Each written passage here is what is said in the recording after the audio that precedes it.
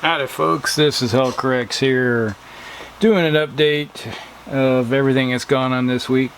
I just got back from my 2-week vacation. I went up to Alaska and Canada, and got to see all kinds of sights up there. Glaciers, whales, orcas, humpbacks, seals like sea lions, sea otters, all kinds of eagles of all types, all kinds of birds, you name it. Zip lining, man, I had all kinds of fun. Over a week on the ship, going up on the cruise line, the Norwegian cruise line. It was a lot of fun. So maybe I'll put it together a quick video or something of all the stuff I did up there too. But on to what I'm doing today is an update on my project I did this week, which is my Battletech.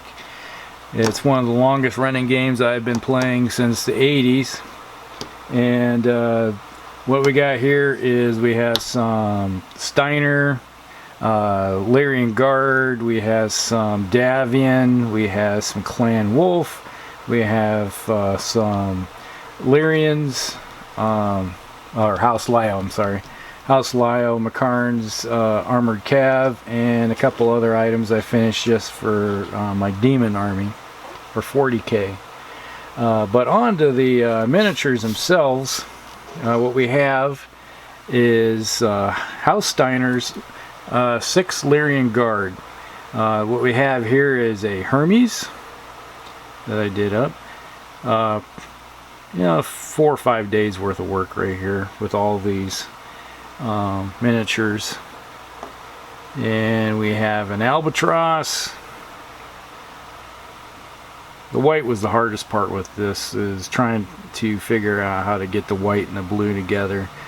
Once I got all the white down, then I could just go down the side and edge it with the blue to give the demarcation between the white and the blue pretty quickly. And we got a hunchback. Now all these miniatures I had in a box. Somehow they got lost in the shuffle. I got tons of miniatures laying around here that I've put away here or there. It's like, oh, we'll get 2 of those, and I just never do. And I was digging through and it's like, wait a minute, I got all these Battletech miniatures I haven't done anything with. So guess what? They got finished. This is Locust. Somewhere in the mix I must have lost one of the arms, but it's no big deal. For the Locust here, as you notice, there's a lot of light mechs here and medium mechs. Got a javelin. This is a plastic javelin. It came out of the 2nd or 3rd edition box set that they had out. And this guy somehow got lost in the mix and disappeared, and was found and now is done. What was really nice is that they had a whole bunch, it was like 30 mechs in one box, and they were really good quality. They're better quality than they were of the newest box set that came out here recently, last few years. And here's something that a lot of you probably have never even seen or even know about. This is the land air mech that a Phoenix Hawk, a little 45 tonner. They don't make these things anymore, and I don't think there's even rules for them in the game. I haven't seen one of these on the board probably since the 90s. And I have a Wasp, a couple Wasp, and a couple Phoenix Hawks, lambs.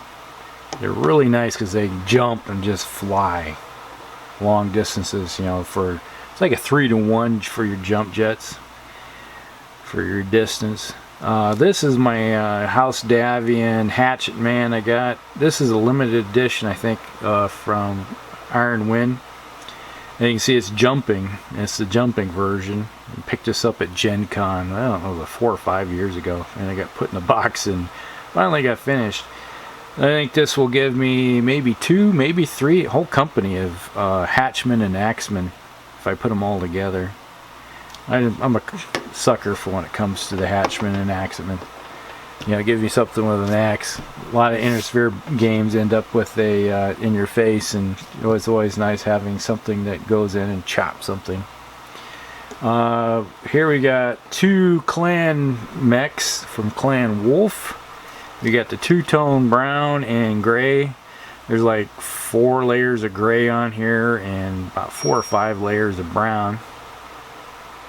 They give that two-tone look. So you got natural shading without having to have the light to shade it for you. So put a little bit of work into that. This is the Gargoyle. This is a 80 tonner. 80 ton mech.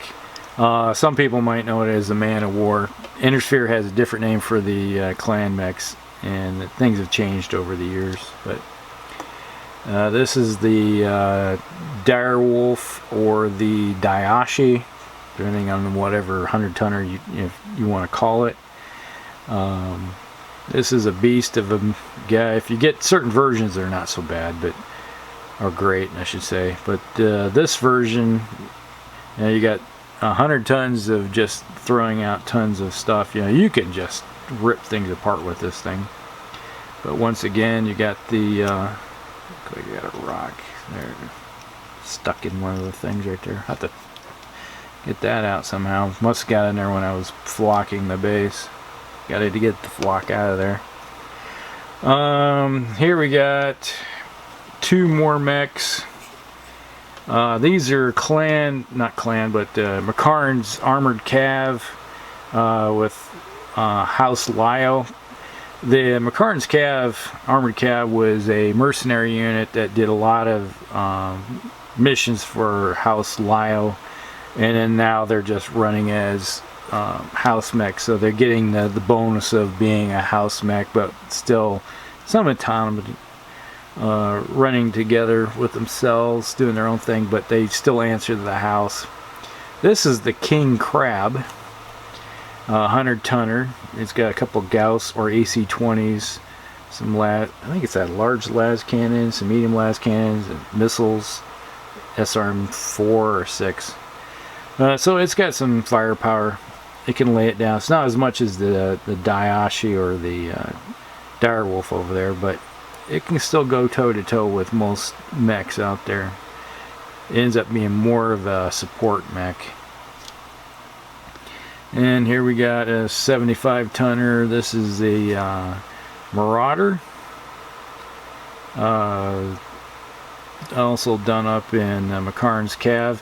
McCarron's Cav was pretty easy. You lay down silver, did a wash, lay down more silver, so you get all the highlights in there, and then I laid down several layers of different kinds of greens to get the look. So it's works pretty good. And I like going with like an orange cockpit sometimes, because that gives you if you look at it like military binoculars, they have the reddish look to them when you look through them. This is the first thing I did when I got back. I had to get my creative juices flowing here. This is Gutrot Spume. He's an Age of Sigmar miniature that I'm using as a Herald of Nurgle for my Chaos Demon army. I did him up. The reason I did him is that with Nurgle miniatures, you have so many layers of different things going on. You got corrosion, you got many different colors of flesh tones, you got corruption of flesh, you got bruising, you name it. It's like you have the brass is corroding, you got the metal that's corroding, and just go from there. The base is just like a base I got from one of my War Machine miniatures I had extra, and I laid down some balsa wood at the base of it and glued those down, and I did weathering on the board, so it looks like a little bit of aging going on. So you got the grays, you got the browns going. And then we got, this is for my Demon army. I've always just laid down a piece of, an extra blast template, but this time I was going to the store and they had, this is the Reaper's Bone miniature. They're the kind of a plastic thing, and I was like, you know what? That would make a great miniature to go with my Chaos Demon as my Portaglyph.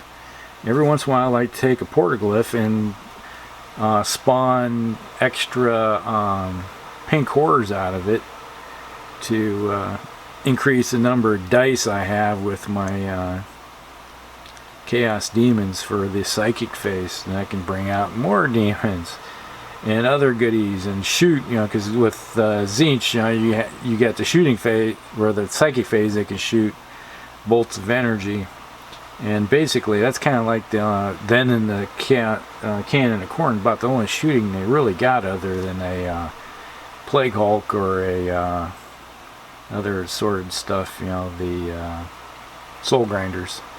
So not a lot of shooting with the Demon Army, so that's their weakness, so you need to have something to get some extra shooting going on. But that's it. That's what I did this week.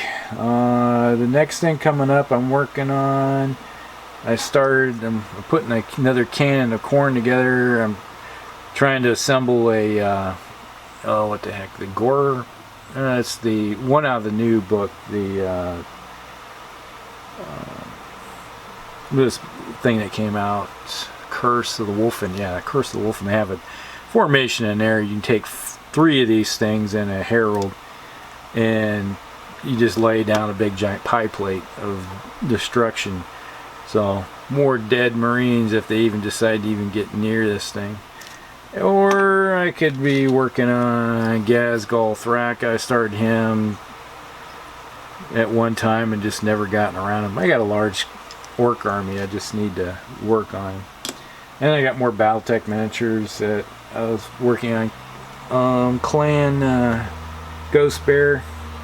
And I got a whole bunch of War Machine miniatures, because the War Machine just did a new update yesterday, Wednesday.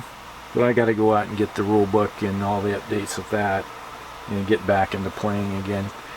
So that's everything going with my current situation. And this is Hell